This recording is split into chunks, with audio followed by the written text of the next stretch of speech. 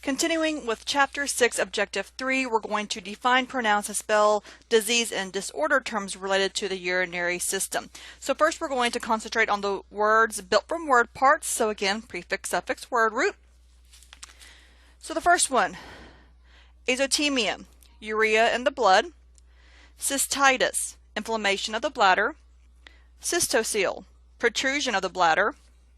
Cystolith, stones in the bladder. I'm going to say this one slowly. Glomerulonephritis, inflammation of the glomeruli of the kidney. Hydronephrosis, abnormal condition of water in the kidney. Nephritis, inflammation of a kidney. Nephroblastoma, kidney tumor containing developing germ cells, also called Wilms tumor. Nephrolithiasis, condition of stones in the kidney. Nephroma, tumor of the kidney. Nephromegaly, enlargement of a kidney. Nephroptosis, drooping kidney. Pyelitis, inflammation of the renal pelvis. Pyelonephritis, inflammation of the renal pelvis and the kidney. Ureteritis,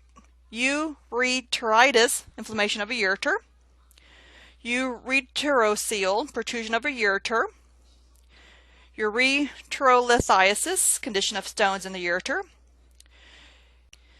Ureterostenosis, narrowing of the ureter. And urethrocystitis, inflammation of the urethra and the bladder. So here they're just wanting you to identify and define the suffix. They're actually putting them in the right order. So the suffix is bolded. So emia means in the blood, itis is inflammation, and so forth. Now we're going to focus on the diseases and disorders that are not built from word parts. So again, you're just going to have to take a little bit more time to learn these. The first one, epispadias, congenital defect in which the urinary meatus is located on the upper surface of the penis. So remember, congenital means that they were born with it. And then the opposite, hypospadias, congenital defect in which the urinary meatus is located on the underside of the penis. And so there's a picture, figure 6.7 of that. Polycystic kidney disease, condition in which the kidney contains many cysts causing progressive interference with the ability to form urine. And so look at figure 6.8, pretty disgusting. It's very enlarged and you can see all the black cysts on it. Renal calculus, and then plural would be renal calculi, that is stone or stones in the kidney. Renal failure, loss of kidney function resulting in its inability to remove waste products from the body and maintain electrolyte balance.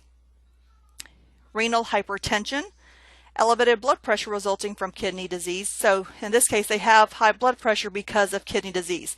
If they didn't have the kidney disease, they probably wouldn't have the high blood pressure. Urinary retention, abnormal accumulation of urine in the bladder because of an inability to urinate. Urinary suppression, sudden stoppage of urine formation. And a urinary tract infection, or UTI, which is an infection of one or more organs of the urinary tract. And so here's a picture of cystitis and the upper and lower urinary tract infections. Now this review question, which term means stones in the kidney? So we have four choices. We learned earlier that there are two combining forms that mean kidney, which are reno and nephro. And technically there's a form of both of those combining forms in each of our options. So now we need to know what means stones. Well, technically as a combining form, litho means stones, but that's not even one of our choices. So we know that our answer is not going to be built from word parts. So what was another word for stones? And hopefully you remember that is calculi.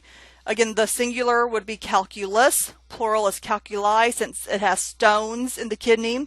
So your answer should be C for renal calculi. So just as a refresher, renal hypertension would be having high blood pressure because the patient has kidney disease. The next one, hydronephrosis, is having water in the kidneys. And then nephromegaly would be enlargement of a kidney. So our only option or correct option would be C for renal calculi. And that will end this recording.